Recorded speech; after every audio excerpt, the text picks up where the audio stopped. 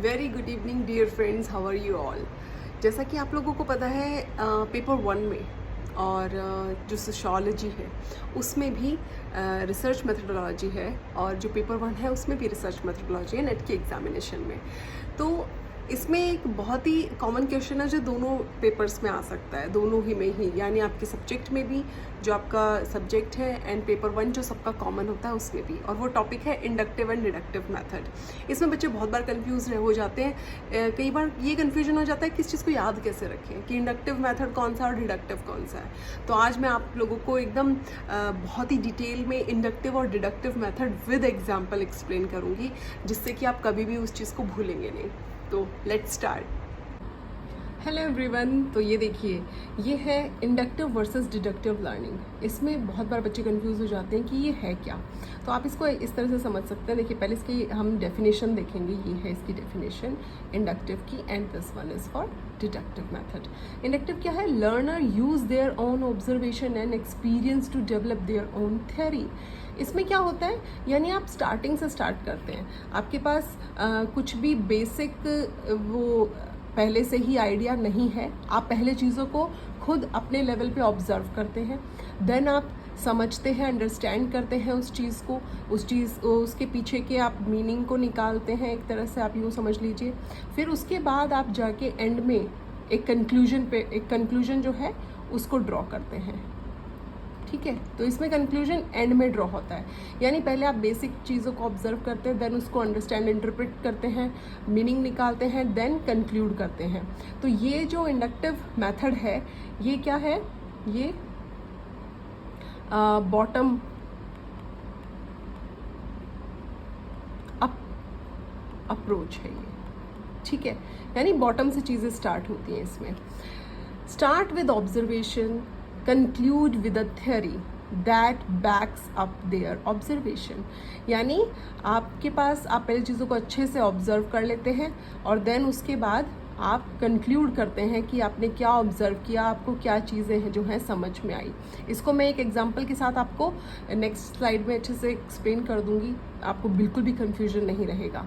तो ये है इंडक्टिव मेथड। इसको याद करने का एक और अच्छा तरीका है जो मैं अक्सर याद रखती हूँ हमेशा, जिससे मुझे ये याद रहता है, ये है आप इसको PGI, I for inductive and PGI। PGI आप लोगों को पता है, जो PGI हॉस्पिटल है बहुत बड़ा, पंडित उनके नाम पे जो रोहतक में है, बहुत हर जगह PGI होते हैं। तो PGI, तो P stands for particular, G stands for general and I for inductive, यानी पर्टिकुलर टू जनरल। इसमें क्या होता है, इंडक्टिव में हम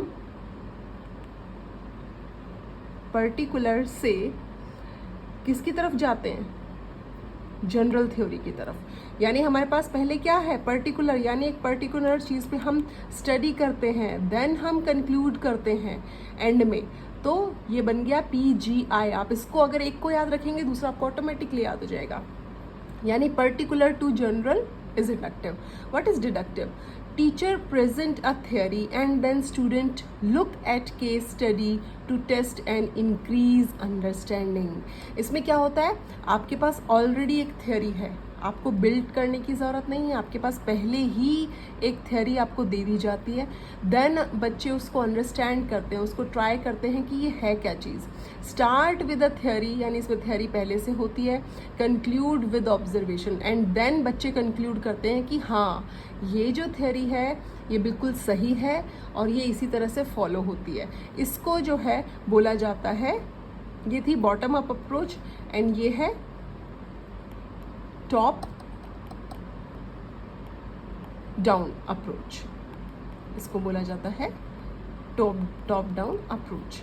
क्योंकि इसमें क्या है, आपके पास टॉप मीन्स यानी आपके पास ऑलरेडी एक थ्योरी बिल्ट है, ऑलरेडी है आपके पास एक चीज़, बस आपको उसको ऑब्जर्व करना है और समझना है कि इस थ्योरी से आपको कितना चीज़ों समझ में आई जो ऑलरेडी एग्जिस्ट कर रही थी, यानी थ्योरी ऑलरेडी एग्जिस्ट कर रही थी।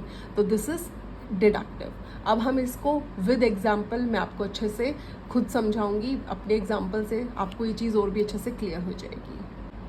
Late understand inductive and deductive with example. Okay, example है, आप ले लीजिए Ram and Shyam are boys, both are lazy. So all boys are lazy. Ram and Shyam क्या है? बॉयज़ है और वो दोनों क्या है? लेजी हैं. सो हम एक थ्योरी पे पहुंचे एंड में कि so all boys are lazy, कि अगर राम एंड श्याम जो हैं वो दोनों बॉय हैं, लड़के हैं, और दोनों क्या हैं? लेजी हैं, तो हम एक कंक्लूजन पे पहुंचे कि so all boys are lazy. अब देखते हैं डिडक्टिव का, क्योंकि यहाँ पे क्या हुआ, हम पर्टिकुलर टू जनरल पहुंचे ना. पर्टिकुलर यानी राम भी क्या है? पर्टिकुलर है, और श्याम भी क्या है? पर्टिकुलर है. एंड में हम एक जनरल आइडिया पे पहुंच गए. ये हमारा जनरल आइडिया है. तो पर्टिकुलर टू जनरल हुआ ना, ये PGI, जो मैंने आपको याद करने के लिए बोला था कि इसको आप इस मेथड से याद रख सकते हैं. नेक्स्ट हम एग्जांपल ले लेते हैं डिडक्टिव का. डिडक्टिव को हम देखिए, हमारे पास पहले ही एक थ्योरी होती है इसमें, यानी ऑल बॉयज़ आर लेजी. ये हमारे पास थ्योरी है कि सारे लड़के लेजी होते हैं. Ram and Shyam are boys. Ram और श्याम क्या है? लड़के हैं. So Ram and Shyam both are also lazy. तो हम एक पर्टिकुलर पे पहुंच गए ना.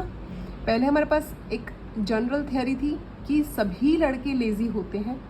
देन हम पहुंचे कि जो राम और श्याम हैं वो भी लड़के हैं. तो हमारे पास थियरी, हम किस कंक्लूजन पे पहुंचे थ्योरी के थ्रू, कि अगर सारे लड़के लेजी होते हैं, राम और श्याम भी लड़के हैं, तो राम एंड श्याम दोनों क्या हैं? लेजी हैं. हमने यहाँ पे इसको एक तरह से हम ऑब्जर्वेशन हमारी फुलफिल हो गई कि अगर ये चीज़ थी, एक जनरल थ्योरी थी, तो वो यहाँ पर आके एंड में आके प्रूव हो जाती है कि ये था.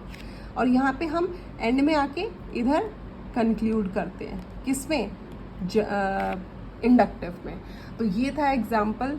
आई होप आपको इस चीज़ से क्लियर हो गया होगा. अगर आप PGI इस एक को भी याद रख लेंगे तो भी आपको याद रहेगा पर्टिकुलर टू जनरल क्या होता है? इंडक्टिव होता है.